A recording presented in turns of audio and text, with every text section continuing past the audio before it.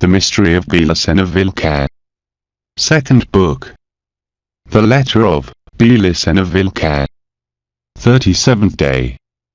We are getting closer, estimated Dr. Setonal, to the denouement of the history of Philip IV, that's to say, the moment in which the plans of the wide fraternity failed, developed during the previous 700 years by the Gauleans. I already indicated from where would begin the strategy of the initiated king: occupation of the real space and enclosure. Then, the internal enemy should be eliminated to safeguard the national mystic, which is the effective action field of the regal function. The concepts of the Hyperborean wisdom that I exposed the last days, and that in analogous manner were assimilated by Philip IV, in the 13th century, permitted to access to a different strategic point of view, from where the acts of his reign were acquiring its real sense. Philip IV receives the crown of France in 1285. He inherited from Philip III, in that moment, the military disaster of the crusade against Aragon and the obligation contracted by the realm to vest his brother, Charles, with the crowns of Peter III. But Philip IV was interested to continue the struggle, and he limited to stop the hits of audacity of the Aragonese, that emboldened by their triumphs, realized periodic incursions and disembarkations in French territory. The Peace of Tarascon, concerted in 1291, and the Treaty of Anagni of 1295. With free hands, the king would undertake the enterprise to expel the English from the French territory. Guyenne was the most extensive province of France after the Languedoc. From its capital, Bordeaux, came Bertrand de Got, a lord of the dog, who was pope under the name of Clement V, and from whom I will talk later. But that huge duchy was in power of Edward I, Plantagenet since 1252, although surrounded by the French counties of Perrottet, Guyenne and Gascony, and the kingdom of Navarre, which king was also Philip IV. The opportunity to occupy the English areas of Guyenne would be given by a conflict between English and Normand marines in the port of Bayonne in 1292. The English corsairs seized of a French squadron and they ransacked the La Rochelle. Nothing else needed the French to take numerous strongholds and castles and try to close the enclosure. 2 years later, England and France were mired in sanguinary naval war. The war against the English exterior enemy not only meant a change of front of the French policy, but also contributed a great pretext to initiate the administrative reform of the kingdom. This reform, largely planned by the Dominicanist legists, had to start necessarily with the financial separation of church and the state. Essentially, was necessary to control the ecclesiastic rents that usually were retired to Rome out of any audit. In parallel, would be sanctioned a tax system that assured the continuity of the real rents. The pretext consisted in the authorization that the popes had granted to Philip III and Philip IV to tax with a tithe the rents of the Church of France, with the finality to effort the crusade against Aragon.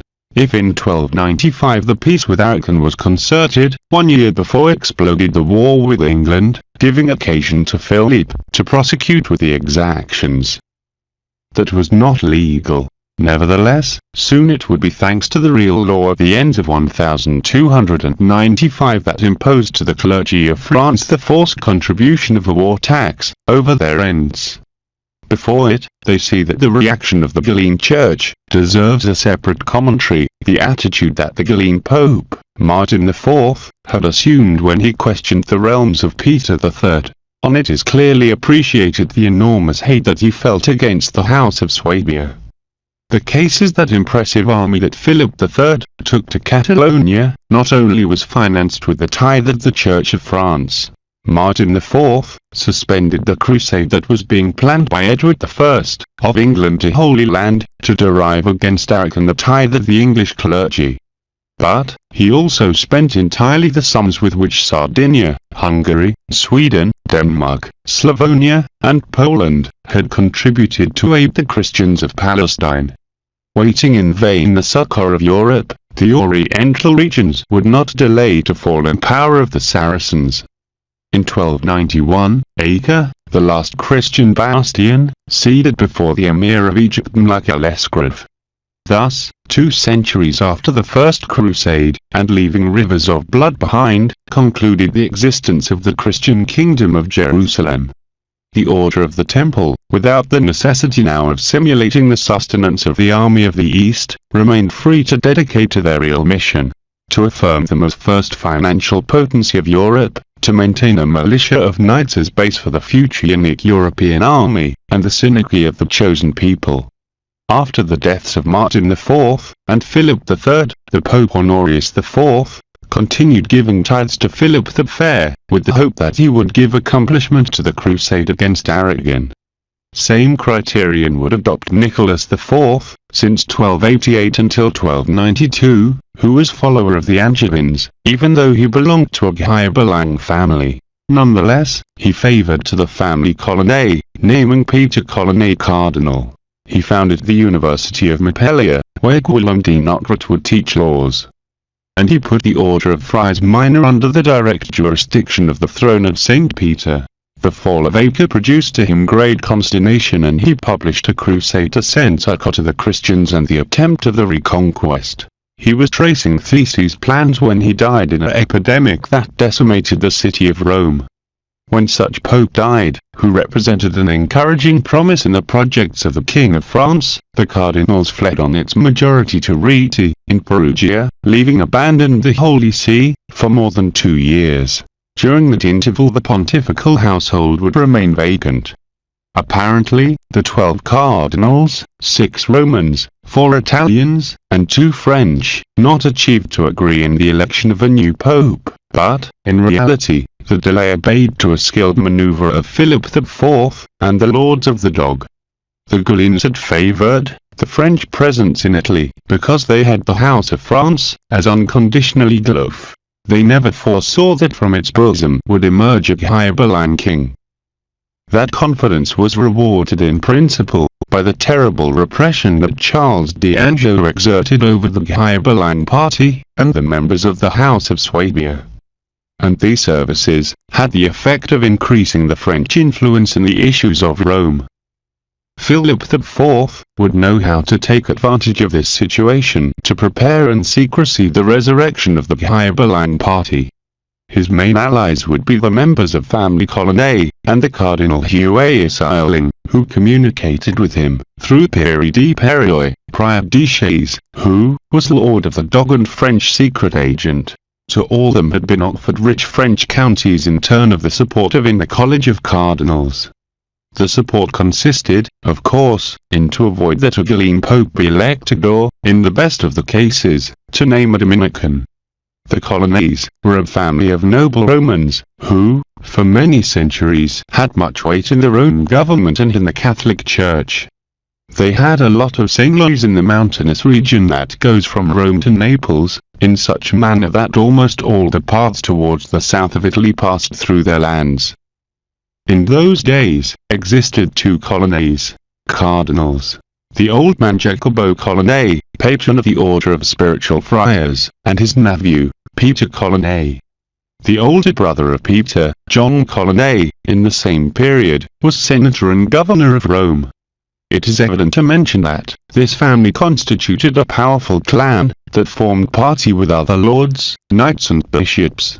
Such party was faced, with great strength, against the second important clan, the one of the Orsinas or Orsinos, who were decidedly aloof, and were controlled by the Galliens. Both groups dominated the rest cardinals that had to decide the papal election. Until that moment, the positions were drawn, the Colonnades trying to hinder the Gallian attempts, and to propose, in turn, members of their own clan. But, the Catholic Church was in that age an organization extended through the whole world, with thousands of churches, and vassal seigneuries that directed considerable amounts of money and valuable merchandises. Its administration could not remain too much time adrift. Hence, after 2 years and 3 months of discussions, the situation turned quite unsustainable as to demand the election without delay. Then, once they realized that no accordance would emerge to name any of the present cardinals popes, they agreed to designate a non-cardinal. Both groups thought in a straw treason, a weak pope, whose will could be guided in secrecy. Therefore, in July 5 of 1294, is obtained the unanimously of votes, opting all for Peter de Morone, a saint hermit of 85 years, who lived retired in Cavern of Abato. The spiritual Franciscans, led by Jacobo Colonna, had retaken the ancient monastic tradition inspired in the rule of Saint Francis and in the apocalyptic vision of Joachim of Fiore. 30 years before, Peter was guide of many communities of spiritual Franciscans, but, not satisfied yet with the extreme rigor of the order, he founded his own, which later would be remembered as the Order of the Celestians. Nevertheless, even though the Celestians' monasteries were extending continuously through the region of Abato and the meridional Italy, Peter had retired to the cavern of the Matagon of Morone, to devote himself to a contemplative life. It was in that retirement, when he had news about his nomination for the charge of Pope. He doubted of the convenience to accept, but he was convinced by Charles II, the lame son of Charles of Anjou, who, liberated from the Catalan prison, was reigning in Naples. Finally, Peter accepted the papal investiture and took the name of Celestine V. All the Christianity saluted Mary the enthronement of the saint, from whom was expected to put end to the regnant materialism and immorality in the ecclesiastic hierarchy and to open the Church to a spiritual reform. It is understood then, that for the Colonna, and for Philip IV, such election had taste of triumph. But Peter of Morone lacked of every instruction and the necessary knowledge to administrate an institution of the dimensions of the Catholic Church. His unique experience of government came from the conduction of small communities of friars. Moreover, the saint was not interested in those mundane matters, but all was related with the practical religion. The evangelization, the prayer, the salvation of the soul. Hence, he delegated, amongst the cardinals, and in a group of legists bishops, the temporal issues, forming a corrupt environment and interested that in 4 months plunged the Church in a great economic disorder. The Ghibellines, as is logic, were also expecting to control Peter of Morone. They relied, above all, in the King of Naples, for whom Peter professed special affection. They supposed that Charles II would not support the intrigues of his cousin Philip the Fair, and he would prosecute the glove policy of Charles of Anjou. With the help of the king, would be easy to achieve that the Pope could sanction as his own the measures proposed by them. And they also had an astounding secret. A cardinal, the Benedictine Gaetani, coming from a high-belang family, and openly enrolled in the cause of France, was one of their own. This Galeen, doctor in canon law, theologian and expert in diplomacy, would place himself near to the saint without awakening the suspicions of the Colonna, against whom he fed in his interior mortal desires. It is convenient to stand out now the 2 changes introduced by Celestine V, at the requests of Charles II. The numbers of cardinals increased, naming other 12, most of them French and Italian, and he re-established the law of the conclave, that obeyed to replace the vacancies members of the Sacred College. And he bestowed to the spiritual Franciscans the authorization to work independently from the order of Friars Minor. Such dispositions favored the French influence in the Church, and the party of the Colonna. The Ghibellines would not reach to control Celestine V. And as the moths passed and fell in the account that the war between France and England not only strengthened Philip IV, but threatened with paralyzing the plans of the wide fraternity. There was no time for quibbling anymore. It was urgent to eliminate the saint, and put in his place a Galeen pope, a man capable to impose over such callow king, who dared to challenge the potencies of the matter. Since the throne of Saint Peter, which dominion they had exerted almost continuously for 700 years, would present to Philip IV, an opposition as was never seen since the days of Henry IV, Frederick I, and Frederick II. However, they didn't dare to kill Celestine, for the repercussions that this fact could have over the people of Italy, which was impressed by the spiritual virtues of the Pope.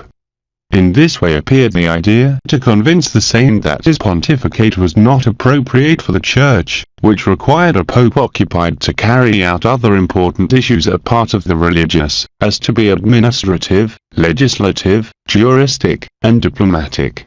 The prolocutor of this idea, and who offered the legal counseling, to fulfill the renounce, was the Benedictine Cardinal Gaetani. Such pressures produced doubts in Celestine, but the advices of those who wanted him to remain in his place could be more, due to the Church required the sanctity of his presence. Approximately after 5 months of his reign, Benedictine Gaetani reaches to the court's appeal to buy his valet and to place him from the superior floor, a voice-bearer tube on the back of the Christ of the altar, in a chapel to which Celestine concurred daily to pray. The voice that emerged from Jesus said, "Celestine, release from your sword the feud of the papacy, due to its heaviest that your forces." In a beginning, the saint took the advice as from heaven, but later he was warned about the humbug. However, the Christmas party was drawing nigh and Celestine was disposed to retire to a lonely monastery in the Abruzzo, to pray in solitude, as was his custom of all his life. By counsel of the King of Naples, he decided to assign 3 cardinals, authorized with great powers to make them act in his name during the 4 weeks of absence. Was in those weeks when a Gallien cardinal accused the Pope of an illegal action. The Church said him that he could not have 4 husbands, the papal dignity was not legal up to that point. So, the saint decided to renounce, more disgusted by the intrigues that were around him than for the brandished arguments. But, to renounce from the papal investiture, is not the same to abdicate from the royal investiture. In the canon law, in force until then, the possibility was not contemplated and had never presented a case since Saint Peter named his successor to Saint Linus, in the 1st century. On the contrary, the canon law affirmed that the investiture was lifetime, due to its acceptance, had the character of a matrimonial bond between the Pope and the Church, which was dogmatically indissoluble. To save this insurmountable difficulty, the canonized Cardinals Bianchi and Gaetani appealed to a puerile logic reasoning. The canon law rules and formalizes the behavior of the popes, but, above all, the canon law is the Pope himself, the vicarius of Jesus Christ. To him corresponds the evident right to modify with his infallible word every law and every dogma, included the matter of the renouncement to the papal investiture. In December 13th, of 1294, 5 months and 9 days after his enthronement, Celestine V signed the papal bull, written by the canonized of Benedictine Gaetani, in which was confirmed the right of the Pope to renounce if profound and founded guilty consciousness, for example, the belief that his manner to guide the Church could redound in serious damages for it, or just the conviction of being unfit for the charge, justifies him. Thereupon, he took off the tiara, the sandals of St. Peter and the ring, and he renounced to his high charge. In December 29th, of 1294 the conclave elected the Benedictine Cardinal Gaetani, natural from Anakin, and member of the royal families that had given to the Church, the Popes Alexander VI, Innocent IV, and Gregory IX. He took the name of Boniface VIII. Peter de Morone, who, apart of saint had fame of prophet, before his departure made him the following admonition: "You have risen as a fox, you will reign as a lion, and you will die as a dog." About the legality of his attitude the bitterest polemics aroused amongst the canonizeds, that remained for centuries, due to the older widespread opinion sustained that the papal investiture could not be renounced by any decretal. This opinion, shared by many theologians and canonizeds of Italy and France, was also sustained by the people, which continued considering Celestine V as legitimate pope. Fearing the schism, the Galliens decided to eliminate Peter the Morone. Boniface VIII arrested him in a cave at the Mount Sant'Angelo, in Apulia, where he had retired, and confines him in that fortress of Mena, in Campania. In May of 1296, would be murdered and his body buried 5 meters underground.